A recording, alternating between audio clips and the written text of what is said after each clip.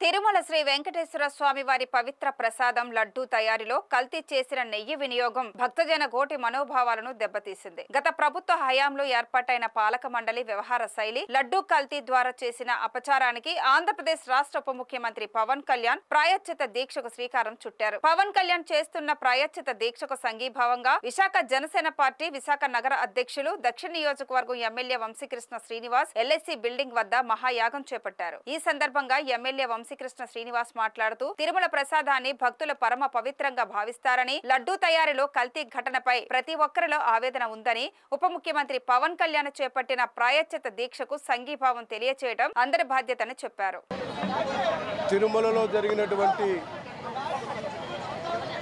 నెయ్యి కల్తీ మీద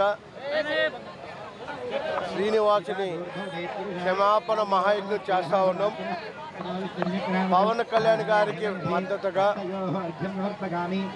హిందువులు అత్యంత దైవంగా పూజించే వెంకటేశ్వర స్వామికి అపచారం జరిగింది కాబట్టి ఎటువంటి ప్రకృతి వైపరీత్యాలు రాకుండా, ఎటువంటి ఇబ్బందులు లేకుండా, ఆ దేవుని కోపోద్రోగులు అవ్వకుండా ఉండడానికి ఇవాళ రాష్ట్ర వ్యాప్తంగా తెలుగు వాళ్ళు ప్రపంచవ్యాప్తంగా కూడా ఎన్నో పూజలు చేస్తూ ఉన్నారు.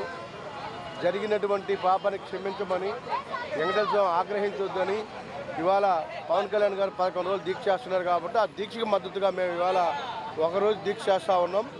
రేపు నుంచి నియోజకవర్గంలో అన్ని గుళ్ళు కూడా సందర్శించి అక్కడ కూడా ఆ గుళ్ళని కూడా క్లీన్ చేయడం జరుగుతూ ఉంది.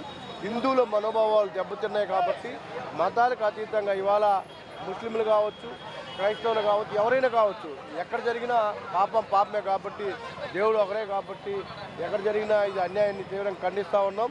ఈ పాపం చేసిన వాళ్ళకి శిక్షించాలని ఖచ్చితంగా దేవుడు శిక్షిస్తాడు. అలాగే చట్టరీత్యా కూడా శిక్షించాలని మనస్ఫూర్తిగా కోరుకుంటున్నాం.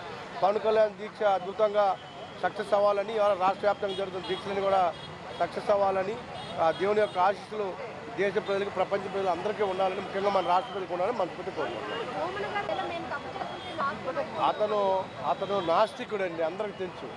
అతను నాస్తికుడు, అతను ఏదైనా చేస్తారు. సో చట్టం తన పని తాను చేసుకెళ్ళిపోతూ ఉంది. ఒక సిట్ వేశారు, దాని మీద నివేదిక వచ్చింది.